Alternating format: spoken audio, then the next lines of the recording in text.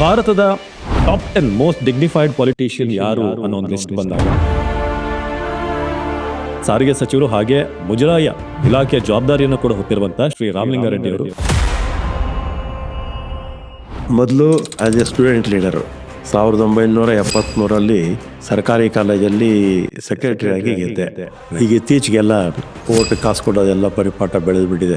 So ಯಾವತ್ತಾದ್ರೂ ಅನ್ಸಿದ್ಯಾ ರಾಜಕೀಯದಲ್ಲಿ ತುಂಬಾ ನಿಷ್ಠುರವಾಗಿರಬೇಕು, ನನ್ನಂತೂ ಅವನಿಗೆ ರಾಜಕೀಯ ಅಲ್ಲ ಅಂತ ಯಾವತ್ತಾದ್ರೂ ಅನ್ಸಿದ ಮೊಮೆಂಟ್ ಇದೆಯಾ ಸರ್? ಈಗ ಆ ಥರದ್ದಿಲ್ಲ, ಹೊಲಸು ಇಲ್ಲ. ಪ್ರಧಾನಿ ಆಗ್ಬೇಕಂದ್ರೆ ಒಂದು ಮೆಚುರಿಟಿ ಏನಿದೆ ಅದು ರಾಹುಲ್ ಗಾಂಧಿ ಅವರಲ್ಲಿ ಇದೆಯಾ ಅನ್ನೋ ಪ್ರಶ್ನೆ ಡಿಬೇಟೇಬಲ್. ವಿಪಕ್ಷದವರು ಬೇಕಂದ್ರೆ ಒಪ್ಪು ಅಂತ ಹೇಳಿ ಡಿ ಕೆ ಶಿವಕುಮಾರ್ ಅವರು ಪಕ್ಷಕ್ಕೋಸ್ಕರ ಎಷ್ಟು ದುಡಿದಿದ್ದಾರೆ. ಈ ಬಾರಿ ಅಧಿಕಾರಕ್ಕೆ ಬರಬೇಕು ಅಂತಂದ್ರೂ ಅವರ ಶ್ರಮ ಇದ್ದೇ ಇದೆ. ಇಲ್ಲ ಅಂತ ಯಾರು ಹೇಳಿದಾರು? ಕಾಂಗ್ರೆಸ್ ಮುಸ್ಲಿಮರ ಪರ, ಹಿಂದೂಗಳು ಅಂತಂದ್ರೆ ಬಿಜೆಪಿ, ಆ ಥರದ್ದೊಂದು ಸೆಟ್ ಆಗ್ತದೆ ಅಜೆಂಡಾ. ಬಿಜೆಪಿ ಅವ್ರು ದೇವರ ಹೆಸರಲ್ಲಿ ಓಟ್ ಕೇಳ್ತಾರೆ, ಧರ್ಮದ ಹೆಸರಲ್ಲಿ ಓಟ್ ಕೇಳ್ತಾರೆ, ಧರ್ಮದ ಕೆಲಸನೂ ಮಾಡಲ್ಲ, ಓಟಿಗೆ ಮಾತ್ರ ಎಲ್ಲಾನು ಬಳಸ್ಕೊಳ್ತಾರೆ. ರಾಮಲಿಂಗಾರೆಡ್ಡಿ ಅವರಿಗೆ ಯಾವತ್ತಾದ್ರೂ ಮುಖ್ಯಮಂತ್ರಿ ಆಗ್ಬೇಕು ಅಂತ ಅನ್ಸಿಲ್ವಾ? ಅನುಭವ ಇದೆ, ಆದ್ರೆ ಹೇಳಕ್ಕಾಗಲ್ಲ.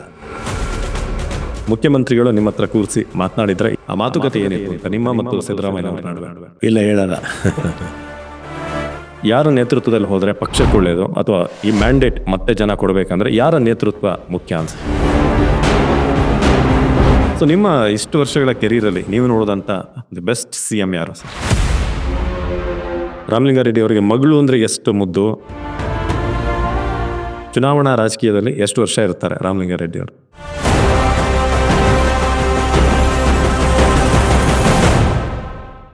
ಹಾಯ್, ನಮಸ್ಕಾರ.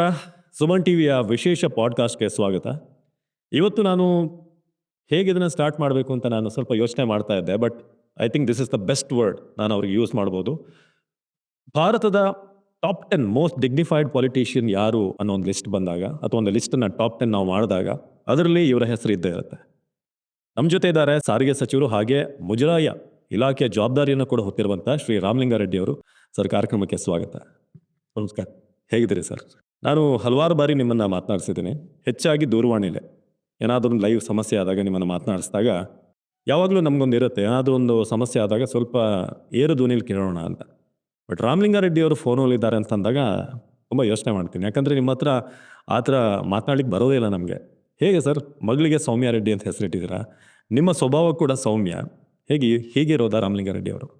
ಈಗ ನಾವು TV ಇರ್ಬೋದು, ಅಥವಾ ಪ್ರಿಂಟ್ ಮೀಡಿಯಾ ಇರ್ಬೋದು, ಜನರಲ್ ಪಬ್ಲಿಕ್ ಇರ್ಬೋದು, ನಾವು ವಿತ್ ಫ್ಯಾಕ್ಟ್ಸ್ ಮಾತಾಡಬೇಕು.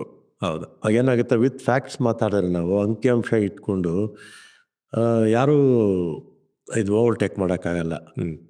ನಾನು ಯಾವತ್ತೂ ಅಷ್ಟೇ ಫ್ಯಾಕ್ಟ್ ಇಲ್ಲದೆ ನಾನು ಮಾತಾಡೋದೇ ಇಲ್ಲ. ಆದ್ದರಿಂದ ನಾನು ಎಷ್ಟೇ ವಿಪಕ್ಷಗಳ ವಿರುದ್ಧ ಟೀಕೆ ಮಾಡಿದ್ರು ಕೂಡ ನಾನು ಮಾತಾಡಿರೋದ್ರಲ್ಲಿ ಕಂಟೆಂಟ್ ಇರೋದರಿಂದ ಯಾರು ನನ್ನ ವಿರುದ್ಧ ಮಾತಾಡೋಕ್ಕೆ ಹಿಂದೆ ಮುಂದೆ ನೋಡ್ತಾರೆ. ಓಕೆ, ಅದೇನಾದರೂ ಡಿಪ್ಲೊಮ್ಯಾಟಿಕ್ ನಡೆನ ರಾಮಲಿಂಗಾರೆಡ್ಡಿ ಅವ್ರದ್ದು, ಅಥವಾ ಇಲ್ಲ ಸ್ವಭಾವತಃ ನೀವು ಇರೋದೇ ಹಾಗೇನಾ ಅಂತ? ಇರೋದೇ ಹಾಗೆ. ಓಕೆ. ಆಮೇಲೆ ನಾನು ಈ ಸುಳ್ಳು ಗಿಳ್ಳು ಎಲ್ಲ ಹೇಳೋಕ್ಕೋಗಲ್ಲ, ನೇರವಾಗಿ ಮಾತಾಡ್ತೀನಿ. ಅದರಿಂದ ವೈಯಕ್ತಿಕವಾಗಿ ಯಾವ ಬಗ್ಗೆನೂ ಮಾತಾಡಲ್ಲ. ಆದರೆ ವಿಪಕ್ಷಗಳ ಅವರು ಏನು ತಪ್ಪು ಇದೆ ಅಥವಾ ನಮ್ಮನ್ನು ತಪ್ಪು ಅಂತ ಹೇಳಿದಾಗ ನಾವು ತಪ್ಪು ಮಾಡಿರ್ಬೋದು, ಮಾಡದೇನೋ ಇರ್ಬೋದು, ಆದರೆ ನೀವು ಇದ್ದಾಗ ಏನೇನು ಮಾಡಿದ್ದೀರಿ ಅನ್ನೋದನ್ನು ಕೂಡ ಅಂಕಿಅಂಶ ಸಮೇತ ಹೇಳಿದಾಗ ಸಹಜವಾಗಿ ಅವರು ಯಾರು ಕೂಡ ಮಾತಾಡಲ್ಲ. ಹೌದು. ಬೆಂಗಳೂರು ಅಂತಂದರೆ ರಾಮಲಿಂಗಾರೆಡ್ಡಿ ಅವರು ಅಂತಂದರೆ ಬೆಂಗಳೂರು. ಸೊ ಹಿಂದಿನಿಂದ ಕೂಡ ನಿಮಗೂ ಈ ನಗರದ ನಂಟು ತುಂಬ ಆಳವಾದದ್ದು. ಸೊ ಎಲ್ಲಿಂದ ಸರ್ ಬೆಂಗಳೂರಿನ ಕನೆಕ್ಷನ್, ಬಾಲ್ಯ ಹೇಗೆ ರಾಮಲಿಂಗಾರೆಡ್ಡಿ ಅವರು? ರಾಜಕೀಯವಾಗಿ ಮೊದಲು ಆಸ್ ಎ ಸ್ಟೂಡೆಂಟ್ ಲೀಡರು. ಹೌದು. 1973 ಸರ್ಕಾರಿ ಕಾಲೇಜಲ್ಲಿ ಸೆಕ್ರೆಟರಿ ಆಗಿ ಗೆದ್ದೆ. ಆಗ ನಮ್ಮ NSA ಸೇರಿಕೊಂಡೆ, national students union of India, ನಮ್ಮ ಸ್ಟೂಡೆಂಟ್ ವಿಂಗು, ನಮ್ಮ ಕಾಂಗ್ರೆಸ್ಸು. ಆಗ್ಲಿಂದ ಕೂಡ ಕಾಂಗ್ರೆಸ್ಸು ನಂಟು. ಮತ್ತು ಆಗ NSCಯಲ್ಲಿ ಸಂಘಟನೆ ಮಾಡ್ತಾಯಿದ್ವಿ, ಸಿಟಿ ಮಟ್ಟದಲ್ಲಿ ಮಾತ್ರ. ಆಮೇಲೆ ಲಾ ಕಾಲೇಜಿಗೆ ಹೋದೆ, ಯೂನಿವರ್ಸಿಟಿ ಲಾ ಕಾಲೇಜು, ಅಲ್ಲೂ ಕೂಡ ಪ್ರೆಸಿಡೆಂಟಾಗಿ ಗೆದ್ದಿದ್ದೆ. ಅಷ್ಟೊತ್ತಿಗೆ 1-2-3 ಎಲೆಕ್ಷನ್ಸಲ್ಲಿ ಕೆಂಗಲನ್ ಮಧ್ಯೆ ಅವರೆಲ್ಲ ಸೋತೋದ್ರಲ್ಲ, ಹಾಗೆಲ್ಲ ಕೂಡ ಓಡಾಡ್ತಾ ಇದ್ವಿ. ಚುನಾವಣೆ ಇದಕ್ಕೂ ಕೂಡ ಓಡಾಡ್ತಾ ಇದ್ದೆ. ಓಕೆ. ಮತ್ತು ಆವಾಗ ಈ ಸ್ಟೂಡೆಂಟ್ ಲೀಡರ್ ಆಗಿ ನಾನು ಪಾದಾರ್ಪಣೆ ಮಾಡಿದ್ದು. ಓಕೆ. ಅದಾದಮೇಲೆ ಯೂತ್ ಕಾಂಗ್ರೆಸ್ಗೆ ಹೋದೆ. ಜಾರ್ಜ್ ಅವರು ಅಧ್ಯಕ್ಷರಾಗಿದ್ದಾಗ ಅವರ ಸಂಸ್ಥೆಯಲ್ಲಿ ನಾನಿದ್ದೆ. ಹ್ಮ್. ಅದಾದಮೇಲೆ 83ರಲ್ಲಿ ಮಹಾನಗರ ಪಾಲಿಕೆ ಚುನಾವಣೆಗೆ ನಮ್ಮ ತಂದೆ ಇನ್ನೇ ಕಾರ್ಪೊರೇಟರ್ ಆಗಿದ್ದರು. ಓಕೆ. ಆಮೇಲೆ ನಮ್ಮ ತಂದೆ ನಿಲ್ಲಿಲ್ಲ, ನಾನೇ ನಿಂತ್ಕೊಂಡೆ. ಆಗ ನಮ್ಮ ಜಯನಗರದಲ್ಲಿ 8 ಸೀಟಲ್ಲಿ ಒಂದೇ ಬಂದಿದ್ದು ಕಾಂಗ್ರೆಸ್, ನಾನು ಒಬ್ಬನೇ ಗೆದ್ದಿದ್ದು. ಮತ್ತು ಆಗ ಕೇವಲ 85ಕ್ಕೆ ಕಾಂಗ್ರೆಸ್ಸಿಂದ ಕೇವಲ 11 ಜನ ಬಂದಿದ್ರು ಅಷ್ಟೇ. ಓಕೆ. ಆಮೇಲೆ ಇಬ್ಬರು ಇಂಡಿಪೆಂಡೆನ್ಸ್ ನಮ್ಮ ಜೊತೆ ಸೇರಿಕೊಂಡ್ರು. ಮತ್ತು 85ರಲ್ಲಿ ನಾನಿನ್ನೂ ಕಾರ್ಪೊರೇಟರ್ ಆಗಿದ್ದಾಗಲೇ ಅಸೆಂಬ್ಲಿಗೆ ಅಪ್ಲಿಕೇಶನ್ ಹಾಕಿದ್ದೆ. ಯಾರನ್ನೂ ಹೋಗಿ ಕೇಳಿರಲಿಲ್ಲ, ಸೀಟು ಕೊಡಿ ಅಂತ ಯಾರನ್ನೂ ಹೋಗಿ ರಿಕ್ವೆಸ್ಟ್ ಮಾಡಿರಲಿಲ್ಲ, ಅಪ್ಲಿಕೇಶನ್ ಹಾಕಿದ್ದೆ. ಆಮೇಲೆ ವೀರಪ್ಪ ಮೊಯ್ಲಿಯವರು ನಮ್ಮ ಕೆ ಎಮ್ ನಾಗರಾಜ್ ಅವ್ರ ಮುಖಾಂತರ ಹೇಳಿ ಕಳಿಸಿ ನಿಂತ್ಕೊಳ್ತೀರಾ ಅಂತ ಕೇಳಿದ್ರು. ನಿಂತ್ಕೊಳ್ತೀನಿ ಅಂದೆ. ಅದಾದ ಒಂದೇ ವಾರಕ್ಕೆ ಸೀಟು ಅನೌನ್ಸ್ ಆಯಿತು. ಆಗ ಸೋತರು ಕೂಡ ಹೆಚ್ಚು ಮತ ತಗೊಂಡೆ.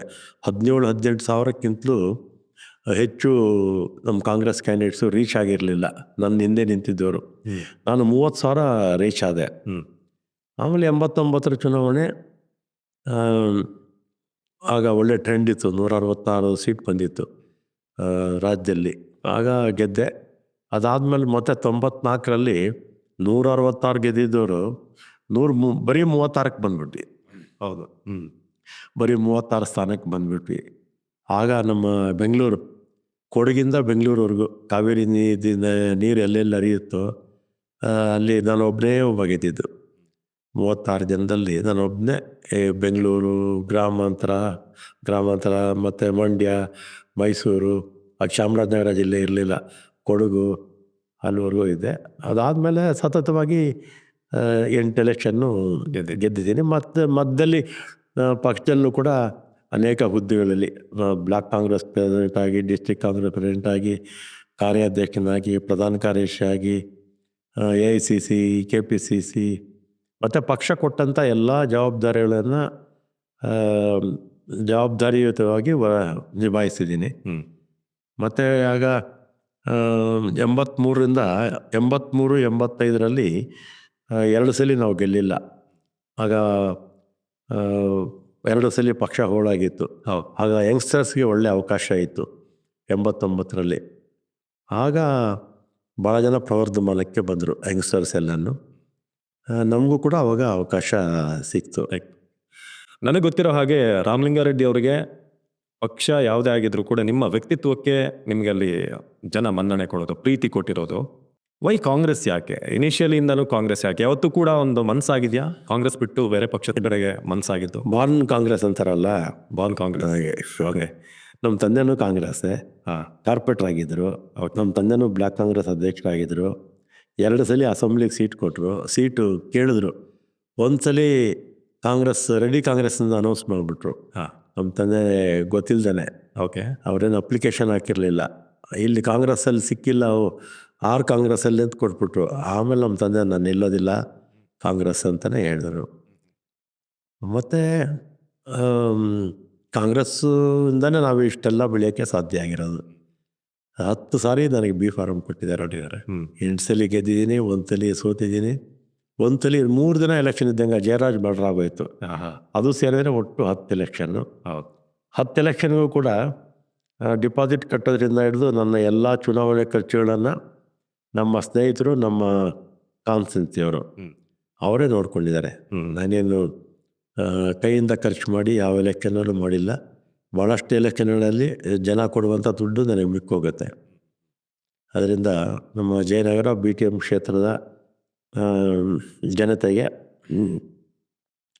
ಧನ್ಯವಾದಗಳನ್ನು ಹೇಳಬೇಕಾಗತ್ತೆ. ಹೌದು, ನಾನು ಖರ್ಚು ಮಾಡಿ ಯಾವತ್ತೂ ಗೆದ್ದಿಲ್ಲ. ನಿಜ. ಈಗ ಇತ್ತೀಚೆಗೆಲ್ಲ ಓಟ್ ಕಾಸು ಕೊಡೋದೆಲ್ಲ ಪರಿಪಾಠ ಬೆಳೆದುಬಿಟ್ಟಿದೆ. ಹೌದು, ಎಲ್ಲ ಕ್ಷೇತ್ರದಲ್ಲಿ ಇಂಥದ್ದು ಅಂತ ಹೇಳೋಕ್ಕಾಗಲ್ಲ. ಯಾವ್ಯಾವ ಚುನಾವಣೆ ಆಗುತ್ತೆ ಎಲ್ಲದರಲ್ಲೂ. ನಾನಂತೂ ನಮ್ಮನ್ನ ಯಾರೂ ಕೇಳೋದು ಇಲ್ಲ, ನಾನು ಕೊಟ್ಟೂ ಇಲ್ಲ. ಯಾರಾದ್ರು ಕೇಳಿದ್ರೆ ತಾನೇ ಕೊಡಬೇಕು. ನಮ್ಮ ಕ್ಷೇತ್ರದಲ್ಲಿ ಯಾರೂ ಆ ರೀತಿ ಜನ ಇಲ್ಲ. ನಾನು ಕೊಟ್ಟೂ ಇಲ್ಲ, ಅವ್ರು ತಗೊಂಡೂ ಇಲ್ಲ, ಅವರು ಕೇಳಲೂ ಇಲ್ಲ, ನಾನು ಕೊಡಲೂ ಇಲ್ಲ. For business and personal promotions, please contact 9686376663.